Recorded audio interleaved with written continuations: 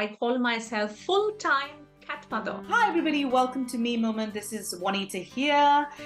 Today I have an interesting person who is Ujjani Roy, who's here with us. Before I get to have a chat with her, I would like to start with my favorite quote, which is, when I look into the eyes of an animal, I don't see an animal, I see a living being. I see a friend, I see a soul. So this is something which I treasure, this quote. And let me introduce to you Ujjani Roy. Hi Ujjani, welcome to Me Moment. Hi Jules, thanks for having me. Lovely. Uj, I know people don't need any introduction about you. You've been a singer, you've been a dancer, you're a talented actress. But now Me Moment is not going to ask you about questions about that. We're going to ask another side of you. I know you're an animal lover, so let's focus on that. Oh, just quickly tell us, the viewers, all over the world, just a quick thing about you. Just where do you live and what are you doing currently? Well, I am currently dialing from Mumbai, India. Well, what I do is I'm a musician, I'm a singer, I'm an actor, and I'm a dancer. I'm an educator, and I call myself full-time cat mother. Oh, that's lovely. I think that was a very thorough introduction about you. So let's talk about animals. You are the side. Why do you think it's important, Ujjani, to protect animals? What are your thoughts on that? Nature has its balance. We human beings, if you look at us just by ourselves, we will just go extinct in like that. Nature, animals, birds, trees, flora, fauna. That's what the balance. That's what we need to have that balance in our lives.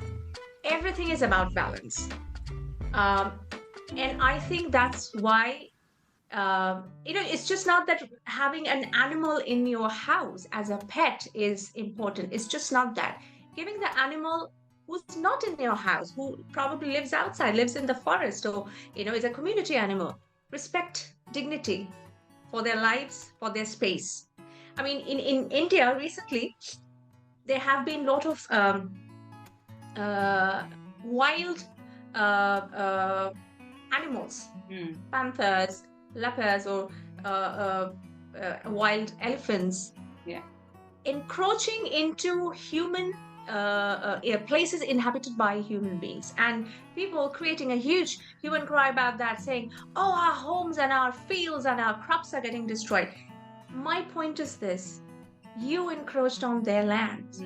If the animal doesn't find food in its own territory, because animals mark their territories, right? If they don't find food or find protection or safety in the territories which are marked by them, they will look for things other places, which basically are the places that have been taken from them. So, and as you said, that why, and as I said, why not? We are incomplete without them. Good. Ujjani, tell me about one of the animal rescue story that you'll never forget. Something memorable that is always very touchy to your heart, and you'd like to share to the viewers. Well, I have two of them. One, okay, so it was, I was here in Bombay, and this is during the monsoons here. And I was out for a walk with my friend, and on the pavement, I saw this looked like a crumpled piece of paper, laying there by the side. And my friend was about to step on it, and I held him back. I'm like, that's a kitten. It was like this little small, right? Very small. He was wet. He was shivering, and he looked like a little walking skeleton. Oh. So, and just where I found him, next to it is a pet store. That's also where I buy food for my kitties. And I went and immediately went over there and asked them that, do you have any formula? And do you know where the kitten has come from? And they said that morning, somebody had thrown the kitten, dumped the kitten right in front of their shop. And that is not the first time that this has happened. In front of their shops, they get, kittens and puppies dumped all the time. That's what we human beings are capable of. Yeah. Horrible. That's what we are capable of, right? That kind of brutality. So, anyways, and I saw that he was wet. So what I did was I said, "Okay, you're coming home." And so now I already had two adults, vaccinated adults in my house. So I had to be, and I have no idea where he has been, a little kitten has been. So you have to be, okay, this is the other thing, that you have to be smart. You have to know what to do if you are getting home a stray. Because sometimes if the little stray has, say, any virus in there already within them, Yeah. and there are chances that he or she will infect the other animals that you have at home. So you have to be smart when you're doing it. So I got him, and then he immediately went inside the guest room with his. Then I got some formula and all that, but he would not feed. He did not the formula, and I also realized that he probably had pneumonia, and that's a bad thing when a kitten, or a kitten or a pup, so it has that. So I even gave him a name. I named him Louis. His colors were black and white. He was beautiful, very small, very cute, adorable. The pneumonia developed and he passed away in my arms. Oh, I'm so sorry. And it's horrible, isn't it? Yes. It was terrible. Yeah. I have his pictures in my phone, and I still cannot look at them because it was just too heartbreaking. It's too heartbreaking. This is the first time that I have lost a little one, and I just could not help him. The thing is, so I took him to the neighborhood vet. I could not take him to my usual vet. I took him to the neighborhood vet, and I asked them, "What is? I think he has got a pneumonia. What do you think?" No, just give him formula. It's all fine. They did not tell me a thing. Nothing. Just give him formula. It'll be fine. Yeah. But so, other than him, all my three boys, Dizzy, Frank, Bobby, they're all rescues. Frank has a broken backbone, and he drags his hind right limb even today. For many years, he could not put his tail up because his backbone it's just like that. And I've seen his even today. His backbone is gone. He was a very delicate case that I had to be super cautious of. My vet in Chennai, he said that he told me the do's and the don'ts with him. But he is brilliant. He's beautiful. He's brilliant. Bobby, the youngest one, who's 5 months old now, he got stuck inside the engine of a car, and then I had to crawl under the car and pry him out. And I brought him home. He had severe conjunctivitis. He was underweight, malnourished, and well, you cannot recognize him now.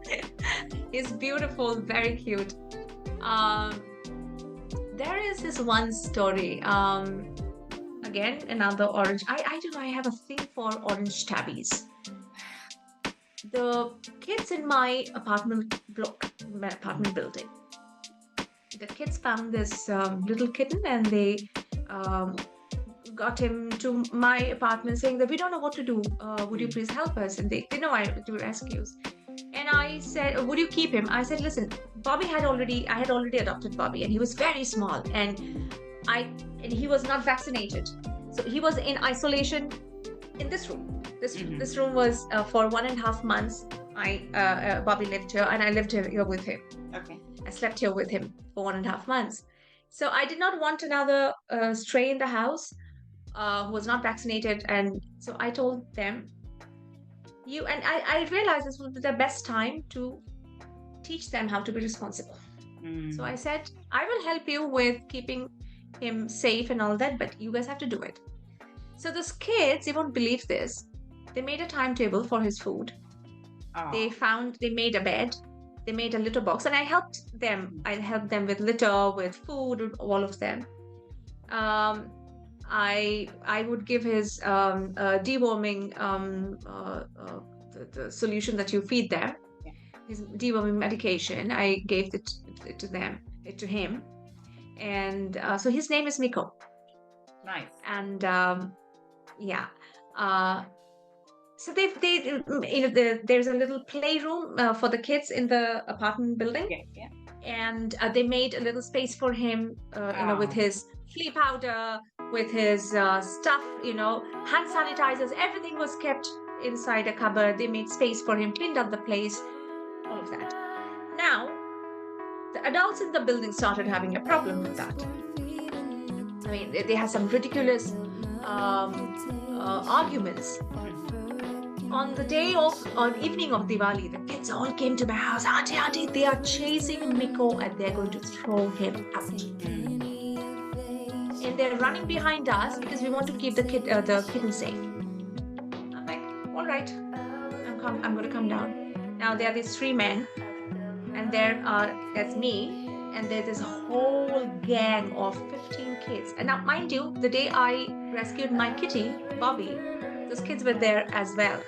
So they were there. They saw the whole thing that we did. So now today, it's me against those 3 men, and there's a whole bunch of kids right behind me. Right? And they're like, yeah, Auntie is here. That was like a fight. So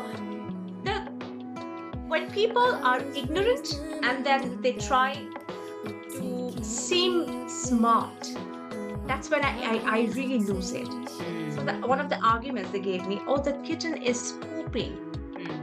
I'm like, how did you know it's a kitten poop? We saw it in the CCTV. I'm like, you saw the kitten poop? Yeah, the kitten is pooping on the concrete. I'm like, okay.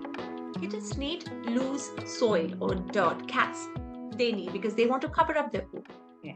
They don't poop and keep it right outside. Dogs do that, not kittens or cats. Cats are extremely clean animals, right? They will cover it up. Great. Now, that cannot be a cat or a kitten. And what? Did the kitten put a little flag over there saying, I pooped here? Right? Mm-hmm. Sit. Silence. So then one guy says, now this is the funniest part. I said, I don't want animals over here because one day a dog walked inside my home. I'm like, which floor do you live in? 1st floor. What was our door open for? No, I kept the door open. I'm like, you keep the door open and you think that if an animal walks in, it's his fault. Who asked you to keep the door open? Absolutely. And the kids over there were like hooting and clapping. They were fully applauding. Yeah, word. Anyways, all that trouble happened. And the building secretaries, there were meetings over here saying that we cannot keep this kitten in the building. It is against our rules.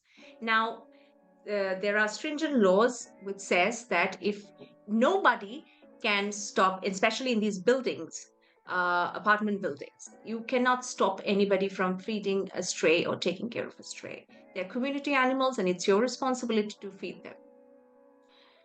So then, now this is the fun part, or there is still hope in this world. Okay, so now all these things happen, and then one day the kids come in the morning and tell me Miko has vanished.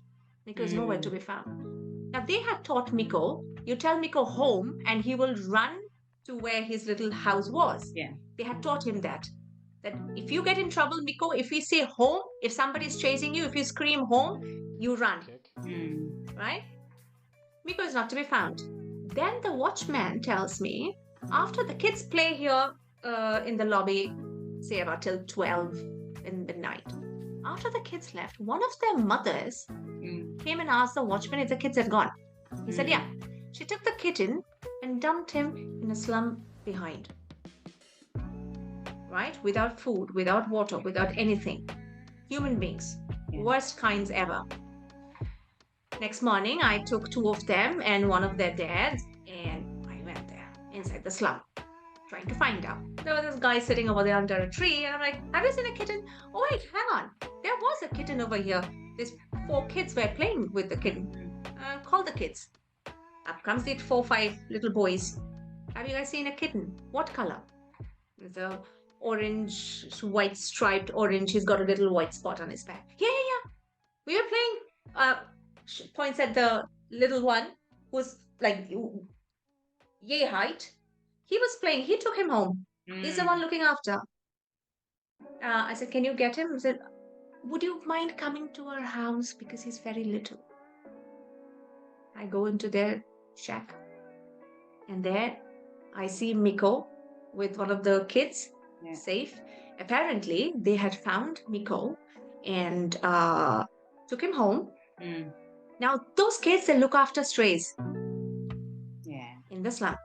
And they took him home, gave him food, his food, cat food. And Miko slept with their dad under the dad's blanket at night because he was cold. So I said that, okay, you look after him. I will take care of his vaccinations and his deworming, all his medical needs, which, they might not be able to provide for. I said, I will take care of it, but I'm glad he has a home. Make sure that he's fine. He's fed well and everything. So he's with them right now. Oh, that's nice. So once in a while I go over there. I get him to my building. And the kids in my building, they meet him and play with him, and I get him back there to his home again. That's really nice. Ujjwani, my last question actually to you is, suppose I want to go and rescue a pet. As soon as the pet comes home, what all I need to keep in my mind? Well, the first thing you check when the animal, the little one is trapped, and you put him inside, your carry, those pet carriers, carry one with yourself, so that and carry a nice warm fluffy towel with you. Okay. Once he's home, please look for any injuries. The first thing you have to see, are there any injuries on him? Okay. Right. And if you have other pets in the house, then you have to be doubly cautious. He needs to be put under isolation immediately, which means, now I will tell you about cats, because cats they have litter boxes. It's much easier like that. So what I do is, one room is completely dedicated to the kitten. He has his litter box, and since you have a litter box inside the house, in the room, it needs to be cleaned every time he or she poops or pees. Okay. And the kitten will poop and pee a lot. Okay. So I'll tell you what I did when I got home. Bobby was inside this room. So he has something like a little yurt, and it's all nicely cushioned and everything. So he used to sleep inside that. His food, I fed him formula, depending on, you have to also go and check with a vet just to figure out how old. If you can figure out how old the little one is, all good and fine. But take him to the vet. Vet will tell you if he has any issues, any problems. They generally do a quick blood test to see if it's all good, if it's all kosher. And put him on formula if he's still if he's still very small. If you're not sure, ask your vet. The best thing is first take him to the vet. And put him in isolation when you're back home. My cat's litter box is here. Separate food, separate bowls. He has separate bowls because I did not want that to mix. He was in isolation for a month, 1.5 months, close to 1.5 months. And then you have to get the vaccinations. So he was given Tricat, and he had anti-rabies, and he had other 2 vaccinations, Feligen. Get his shots done. And you have to get his weight checked. You have to get the little one dewormed. Very essential that you do a deworming. So, especially so post isolation. So after a month, so everything is fine. Then they come home inside the house and mingle with everybody. Introduction. No, not immediately. Introducing them to each other, that is very, very crucial. If it's a multi-cat or a house, or you have dogs or other animals, introducing them is very essential. So one of the things you could do is, so now if Bobby was inside this room and Dizzy and Frank were outside, they had their run of the house. He was only in this room. Now he could smell the other 2 outside, and he wanted to go out. He's like, I want to go, I want to play. He would stand, hang out outside near the door, and Dizzy and Frank would hang out on the other side of the door. Smells. They first get to know each other's smells. Other thing you can do is feed them on each side of the closed door. Okay. So they get used to feeding with each other, but you still have the door separating them. A few days of doing that, so that they're just used to feeding with each other, but not seeing each other. That's all good. If you immediately introduce the little one to the older ones, there are chances that either he will attack them or the older ones will attack them. In this case, when they started meeting each other face to face, he was the one who started bullying them. He bullies all of us, humans and cats alike. So that's one thing. When you're introducing them, making them come see each other face to face, be there all the time. Be there, ready to intervene if there is any awkward situation, or if there is, if you think it's going to escalate. So then be there. If you think, okay, things are not really that great, take him away. The other thing I also did, I put him inside his little box. It was a little basket. And I would put him inside the basket with his nice little cushion and everything. And I would put the basket where the other two boys are. I see. They can see him, they can smell him, they can't touch him. Yeah. And I would be there. I would sit and do my work, and Dizzy and Frank sitting here. His pink basket here. So all of us are sitting, but he's still separated. Some degree of separation is there. It's a very gradual way of introducing them. Their food, depending on what age the animal is in, you have to decide what to feed him. Another most important thing, please do not feed them cow milk. Okay. They are lactose intolerant. You have to feed kittens or puppies formula, not cat milk. Not cow milk. Okay. Good. So just to sum up what you've said to our viewers, the first thing is you'll ensure as soon as you rescue, for example, a pup or a kitten, you'll take them and isolate them. Then you'll go to the nearest vet so that you know how old the kit is and what kind of food should be given. And afterwards, after a month or so, you'll bring them. If you have other pets at home, you will welcome. Yeah. Start introducing everybody and then make them feel welcomed in the family. That's a lovely, lovely little story. I can see that journey of a little pet being rescued. So beautiful, well said. And I can see that passion in you as well, being an animal lover. And I would love to say that no longer they are like animals, they are family members. And I think it makes a huge difference at home, isn't it? When you come home, you see them, that gives you happiness and you feel, I think that's a kind of relaxation. When you see them happy, you are happy. And I think it's a good way to kind of relax a bit as well. It is. And so people who don't live with animals, they don't understand this that easily. Ujjani, what are you currently doing? The latest project you're doing, so that we will all be looking forward to see that. Currently, I'm busy doing concerts. I have a few coming. Tuesday I have one, and then a couple of days after that I have another. I released an album sometime back. It's called Menage a Trois, and it's basically my husband Ed, my friend Kishore Soda, who's a trumpet player, and me, three of us. Hence the name. Okay. So it's a jazz fusion album that we released. And well, it's got some amazing reviews. Please go look for it. Ujjani, thank you so much. I really enjoyed interviewing you. You're welcome. I really enjoyed this. And I wish you all the best for your new album. And I would just say, yes, please support independent artists. Thank you so much. And it's bye from me. Bye-bye. Bye.